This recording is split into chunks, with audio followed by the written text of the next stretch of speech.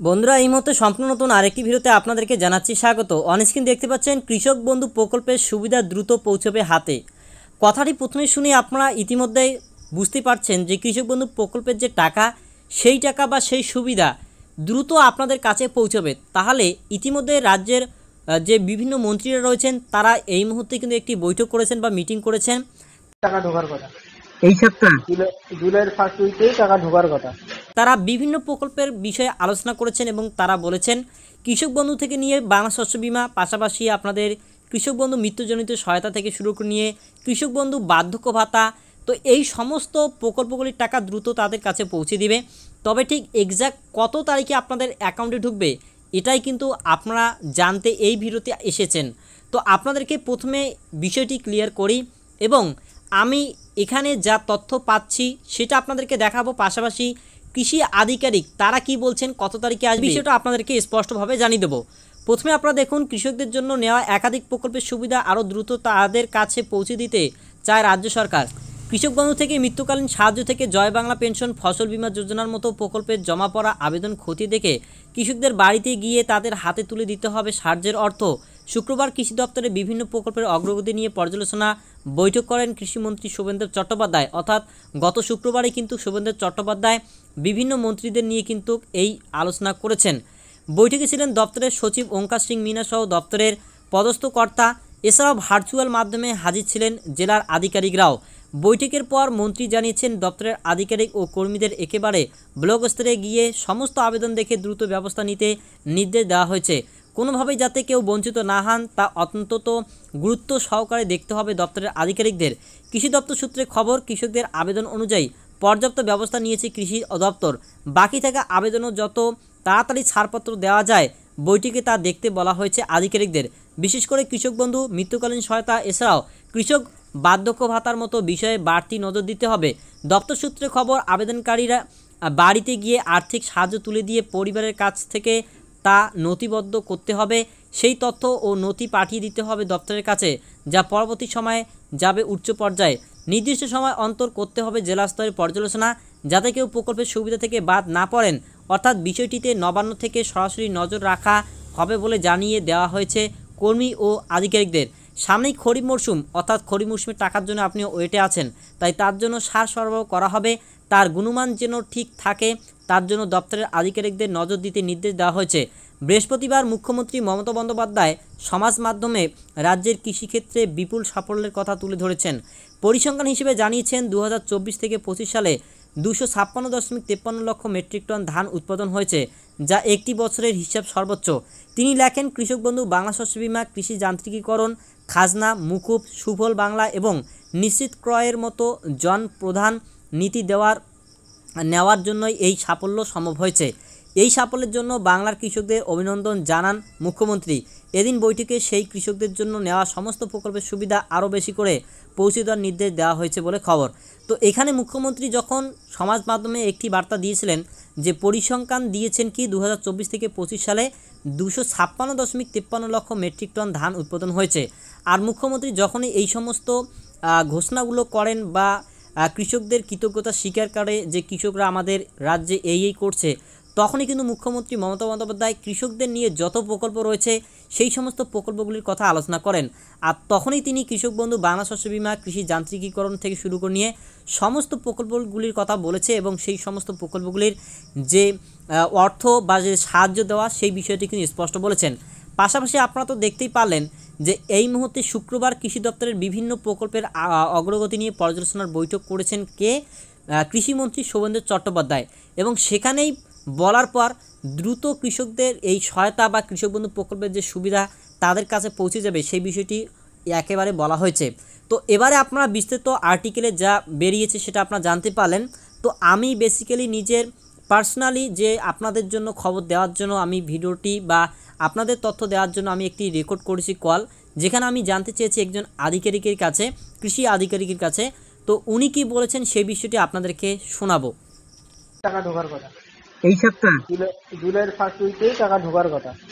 এখন সাইট বন্ধ করে রাখে দেয়, শুধু আধার আপডেটের কাজ চলছে, তাছাড়া কোনো কাজ চলছে না। জমি জমা বাড়া হ্যান ত্যান, মানে ওই সাইটটাই বন্ধ করে রেখে দিয়েছি।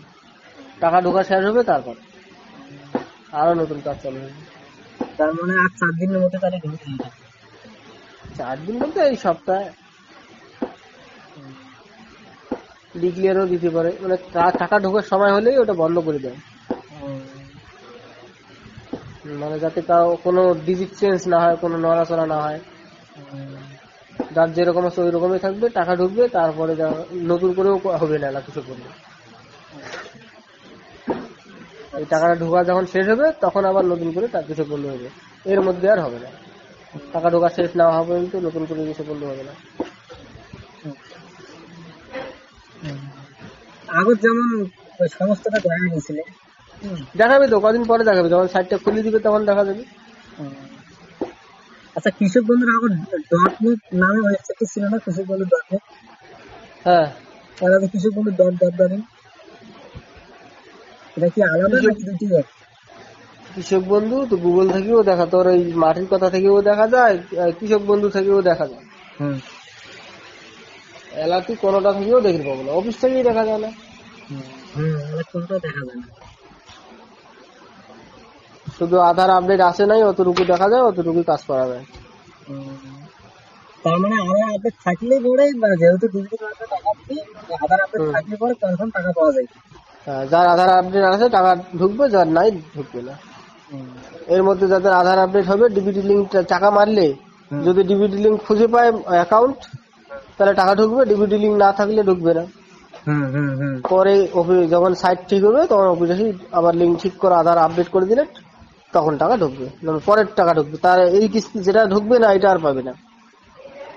পিএম কিষানে যেমন টাকা মার গেলে পাওয়া যায়, কৃষক বন্ধুতে মার গেলে আর পাবো না, কাগজ ঠিক হবে তারপরে কিস্তি পাবো, যেটা আগত গেছে ওটা আর পাবো না।